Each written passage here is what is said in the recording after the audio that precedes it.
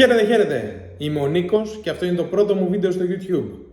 Μα καλά ρε φίλε, πώς είσαι έτσι? Το σπυρί στο μέτωπο δεν το είδες? Για το μάτι είναι ρε χαζέ. Μετά από ατελείωτες ώρες παρακολούθησης ταξιδιωτικών βίντεο και εκπομπών, αποφάσισα ότι αφού δεν μπορώ να ταξιδεύω κι εγώ συνέχεια, πρέπει να ασχοληθώ με κάτι άλλο. Ύστερα από πολύ ώριμη σκέψη, αποφάσισα θα πάρω drone. Εξοπλισμός, αλλά και παιχνίδι που μπορεί να σε απογειώσει. Κυριολεκτικά. Μέτρητες ώρες παρακολούθησης ταξιδιωτικών βίντεο και εκπομπών έδωσαν ένα μέρος της θέσης τους σε παρακολούθηση βίντεο από τα drone. Μαγικός κόσμος! Έτσι κατέληξα στο DJI Mini 3. Το βρήκα. Δυσκολεύτηκα λίγο, αλλά το βρήκα.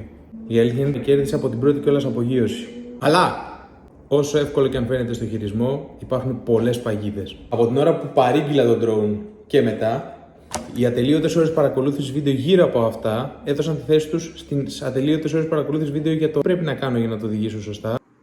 Φιλαράκι, το drone το πετάς, δεν το οδηγάς. Και τι πρέπει να κάνω για να αποφύγω λάθη και κινήσεις που θα μου κοστίσουν ακριβά στο μέλλον. Πολύ άγχος δικαί μου. Μετά τις πρώτες μου πτήσεις ήρθε η ώρα του απολογισμού για τα λάθη που έκανα σε αυτές. Δεν τα λες και λίγα. Ατσούμπαλος χειρισμός.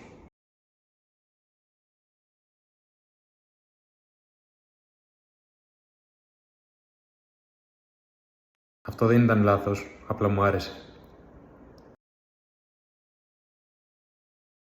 Όλη αυτή την ώρα δεν ήξερα που ήταν το drone και από το άγχος μου δεν μπορούσα να καταλάβω και πού βρίσκεται.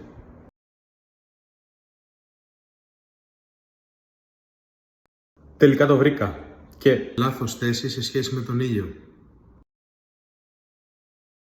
Απογείωση με την κάμερα να κοιτάζει προς τα κάτω. Κι όμως το έκανα.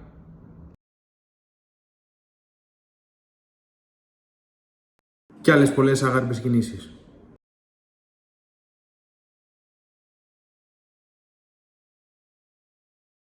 Χάσιμο σύνδεσης που οδηγεί τον drone να επιστρέψει στη θέση από την οποία απογειώθηκε.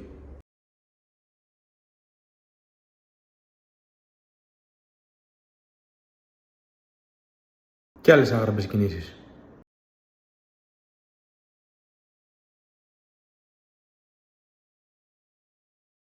Υπάρχουν περιοχές, και πολλές μάλιστα, στις οποίες δεν μπορεί να πετάξει ένα drone.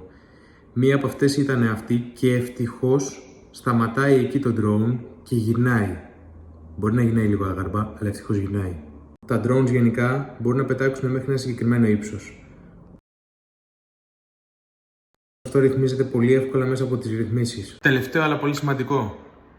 Προσοχή στα δέντρα και τα εμπόδια. Είναι παντού. Σε ευχαριστώ που έκατες μέχρι εδώ. Σε ονομάζω ήρωα. Καλή συνέχεια.